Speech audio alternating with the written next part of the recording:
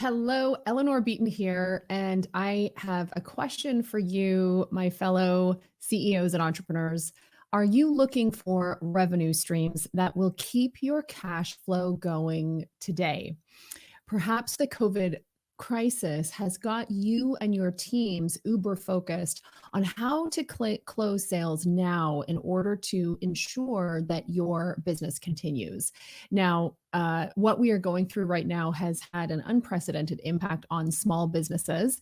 Some businesses are thriving. There is still money flowing in the economy, but certainly small business owners and women entrepreneurs are feeling the impact of this global pandemic and doing all that they can to ensure that the cash flow engine inside their business is operating so your business can continue, so that you can weather this storm and really position yourself to flourish on at the back end of 2020 and beyond. Women entrepreneurs, you know that you need to sell in order to keep your business going. But the last thing that you want to do, especially right now, is to have your business development efforts come off as desperate or clingy or the sort of expression du jour, tone deaf. The truth is, you do want to be reaching out, booking meetings with people and inside your network that maybe you haven't connected with in ages, because the future of your business depends on your ability to keep cash flow going. You've got bills to pay, you have employees and team members to pay, you have clients to serve. You must keep these engines going. And you're not sure how to do it in an elegant way. My name is Eleanor Beaton, and in this video, I'm going to share with you a simple, effective strategy you can put into use today to pitch prospective clients today the non-desperate way. So I will be sharing the high-level framework here. Hopefully it's going to be very useful to you. And if you want a more detailed overview on how to market and sell effectively in the current environment, I released a brand new on-demand training this week. It's a 40-minute masterclass, and you can get it at adversitymarketing.com. Really helpful class. Hopefully that will help you out. So I have been having a lot of conversations recently with entrepreneurs who are really pivoting to meet the demands of the day. And in fact, if there is any silver lining in the crisis that's impacting so many people, healthcare workers, people who are ill themselves, and of course, the economy. If there's any silver lining in this terrible situation, it is that we are seeing creativity, we are seeing innovation, and we are seeing a lot of I am seeing a lot of humanity and how people are reaching out and supporting one another. And in a lot of the conversations that I've had with entrepreneurs, in an effort to meet the demands of their marketplace and to meet the pocketbooks of their marketplace where they are right now, I'm seeing a lot of entrepreneurs, perhaps like you, who are creating new offers for the marketplace and trying to figure out how you're going to bring those offers to the marketplace. And in some cases, you're not trying to create new offers, you're actually trying to uncover new markets and new customer segments where you can pitch your existing offers. If we're seeing anything, it's that COVID is actually shifting the sales process and the sales cycle for many women entrepreneurs. And the bottom line, and you're trying to find creative ways to bring these offers to the marketplace. So the bottom line is this: there's a powerful sentence you can share that will help you secure business development meetings. And this is a proven sentence. It's a simple sentence, and we want to keep things simple. And it goes something like this: I have an idea I'd like to discuss with you. Can we book a 15-minute call to discuss it? Okay, I'm going to repeat it. This is a writer downer, and it is very simple. It's not deceptively simple. It is simple. I have an idea I'd like to discuss with you. Can we book a 15-minute call to talk about it? So there's a great story of this exact strategy in action that has, in fact, produced billions of dollars in revenue over the course of the last decade. So let me share it with you. So it's 2005. Bob Iger, who until very recently was the CEO of Disney and a legendary CEO of the Disney company, he just stepped into that role. So he'd taken over the reins from Michael Eisner, who was the former CEO of Disney, who had a great tenure, and then his last few years were extremely troubled. So Bob Iger steps into the role of CEO of Disney.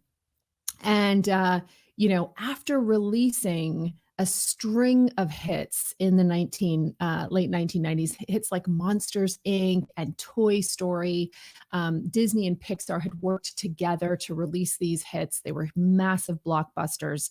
The relationship had soured significantly. Steve Jobs and Michael Eisner, the head of Pixar at the time and the former head of Disney, were just at fisticuffs publicly.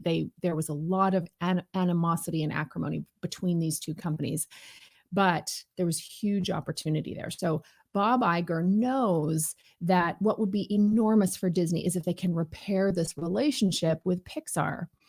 And just like you, who you might be trying to extend an olive branch to people inside your network to get an opportunistic conversation going. Maybe you were reaching out to new markets to pitch an offer that you already have. He's in a very similar place. He wants to open up the doors to an opportunity creating conversation, and he's trying to figure out an elegant way to do it. So here's a tip. If those of you who are kind of struggling with how do I bring this conversation to market? How do I get this opportunity going? What's the right way to do this? Business legendary leaders have the same challenges that you have, just at a different scale.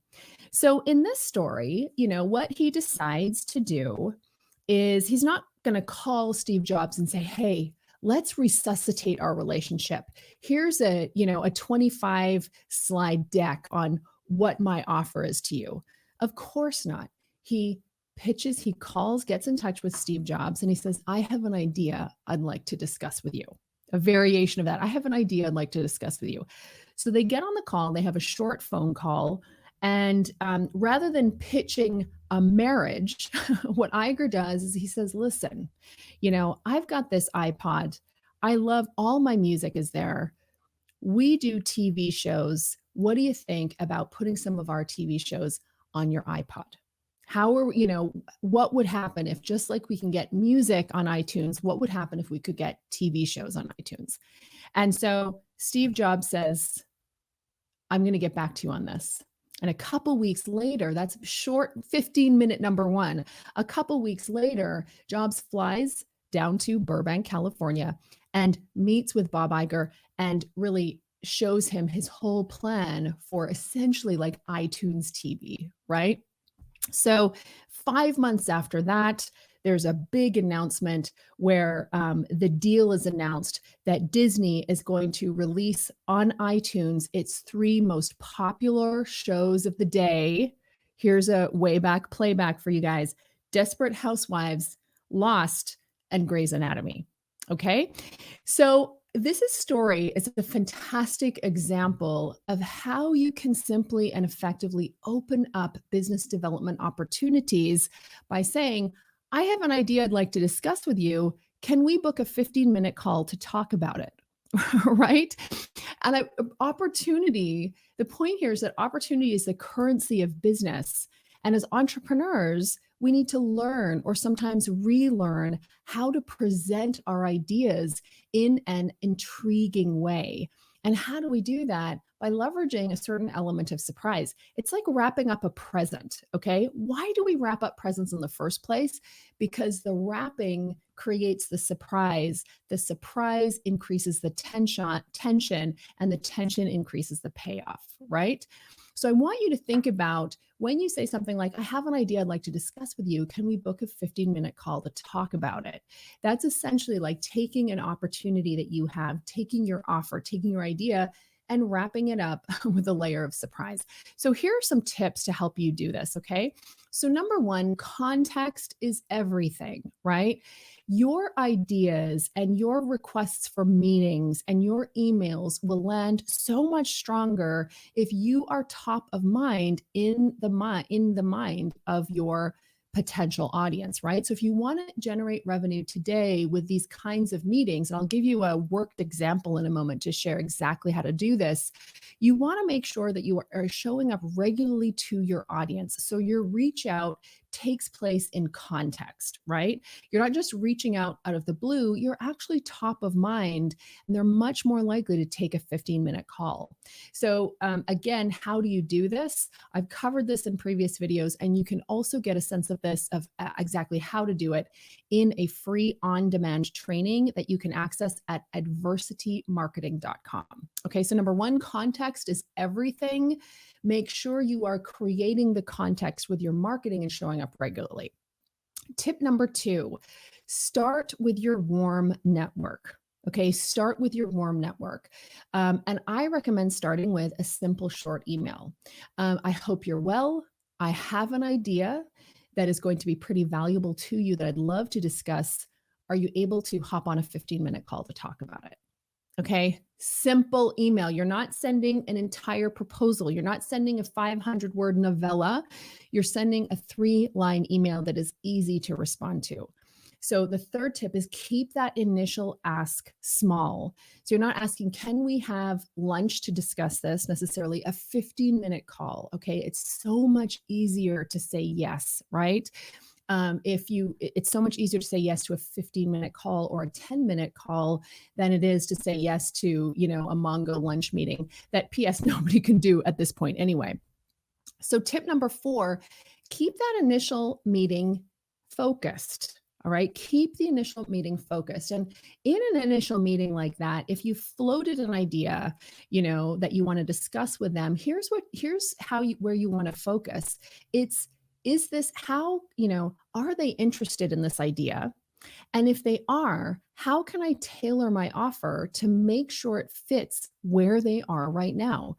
So you're using that initial conversation to gauge their interest, to get tips on what they'd want to see, and to get buy-in in order to take it to the next step of the sales process. All right. So that's tip number 4, keep it focused.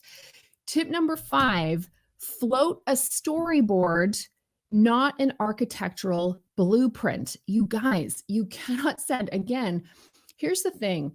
What's a storyboard? A storyboard, we used to use them in advertising where we would map out, here's what your 30-second TV commercial is going to look like. Here's the idea. And we would storyboard it out. In tech, they call it wireframes. So you're sketching out what it looks like. And the beauty and the genius and the psychology of presenting a sketch is you're showing the prospect, look, this isn't a set in stone thing. There's an opportunity for us to co-create this offer. There's an opportunity for us to make this work for you, but here's the high level overview, okay? Whereas if you if you hit them over the head with a complete proposal right off the bat, now they have 2 answers, yes or no, right? So float a storyboard, not a blueprint. And you float the storyboard. And so typically for me, I'm going to have 3 sentences that outline, remember, power language, 3 sentences that outline my idea and why it benefits them. And then I'm going to say something like this. Here's the idea. What do you think? How might something like this work for you? Right? And you're taking notes because in that conversation, they're telling you how this is going to work for them. They're instructing you on how to shape your offer so that it fits them. And then the final thing you might say is, and do you have a budget for something like this? Which helps you pinpoint where they are at financially. Okay, so that's number 5, float a storyboard, not a blueprint. And then 6 is use the meeting to book the follow-up. Iron out the details later. You'll remember that it was 5 months after that initial phone call between Bob Iger and Steve Jobs that the announcement was made that Desperate Housewives, Lost, and Grey's Anatomy were going to be featured as the very first TV shows on iTunes. And this entire story, PS, is documented in this book, a great book. Go check it out. But it's a half-page story, which is just a masterclass in the art of landing meetings and the art in and doing it in an elegant way, in order to pave the way for bigger deals later. Okay. So let me walk you through a worked example of how this can work for you. And again, what I'm finding is that right now, there's a lot of uncertainty out there. There's a lot of entrepreneurs who are really looking to create new offers or uncover new markets. You've got to do it because there's a lot of pressure on you to keep cash flow moving right now. You don't want to be dipping into your cash reserves too deeply. So you've got to make sure the revenue engines are turning. And you're just feeling maybe just a lack of creativity, some fear, some uncertainty about how to pitch these new markets. And so I'm sharing this with you as an example that you can use immediately and get started with, okay? So here's an example. So I was speaking recently with a client who is releasing a new workshop for managers, okay? She's releasing a new workshop for managers. It's a brand new offering that she's kind of thinking through. So number one, context is everything. So she knows that as she reaches out to her warm network with this brand new offer, she doesn't want it to be coming out of left field. So for a couple of weeks before she does this initial reach out, she's emailing her list about this topic. She's communicating with existing clients about this topic, and she's investing in her marketing on topics related to her offer. All right. So she's doing the work. She's building the brand, extending the brand. She is making sure that everything is contextual, that it's lined up like an arrow. Okay. So it's number one. Then she knows that for her, this is really like for so many of you, it's about generating cash in the short term. So you're positioning yourself for long-term success. But like many small business owners, you need to make sure that you're generating cash in the short term. So she wants to focus on ensuring that she can close deals relatively soon. What's the best way to do that? To sell to warm prospects. Okay. So rather than reaching out to cold prospects, she's leveraging her warm network, literally going through her LinkedIn network, going through her email contacts and asking herself who might benefit from an offer like this. Then, just like I shared earlier, she's reaching out to these warm networks and warm connections and saying, I have an idea that I think is going to benefit you, that I'd love to talk about with you. Do you have 15 minutes to talk about it? Again, she's keeping the ask small, a 15-minute call. And then she's very clear that the purpose of this call is not to sell her idea. It's to float the workshop idea in order to gauge if there's interest and get feedback on what would work for the client. So it becomes a co-creative process. Securing buy-in is so much easier when a person feels like they have been part of what they're buying into. Okay. So you've got to this is part of meeting people where they're at. She gets the buy-in. Okay. And ultimately what she finds is, look, she wants to do a half-day workshop, but for them, the most powerful initial thing that she could offer is actually a webinar on the topic. And so they're going to pay her to do a webinar on the topic. The money is okay, but it's really about the ability to get the cash flow engines turning, move into doing business with a new client. And through the process of really surprising, delighting them, wowing them in this process, now she is in, and there's lots of opportunity to continue developing that relationship and selling more to them now that they are a customer and now that she's got their trust. Okay. So they're going to see about the bigger engagement later. And remember, in the Bob Iger, Steve Jobs story I was telling you about, the initial thing was, look, here's an idea. What do you think about this? And they're talking through the idea, and the bigger deal comes later. And ultimately, Disney puts its work on iTunes. And then much later, of course, that relationship between Pixar and Disney continues in a much bigger way, but that was not the initial ask. Okay. So I hope you found this video useful. If you have questions or you have other tips, go ahead and post those in the comments. We're getting a lot of entrepreneurs who are watching these videos, sharing these videos, and please go ahead and post in the comments additional tips or tactics that you think would be useful. Listen, my commitment is to show up and support women entrepreneurs and small businesses in general with very practical insight to help you not only weather the challenge that we're in right now, to lead through this challenge, but also to make sure that you are setting up your business to excel, flourish, and grow when we as a planet emerge from this crisis. That's what my team and I are here to do. We are so delighted to be able to show up and provide value here. And we want to hear from you. What tips and strategies do you have? Please go ahead and post those in the comments. And if you like what you've seen here and you want to take the learning further, go check out my on-demand class, adversitymarketing.com.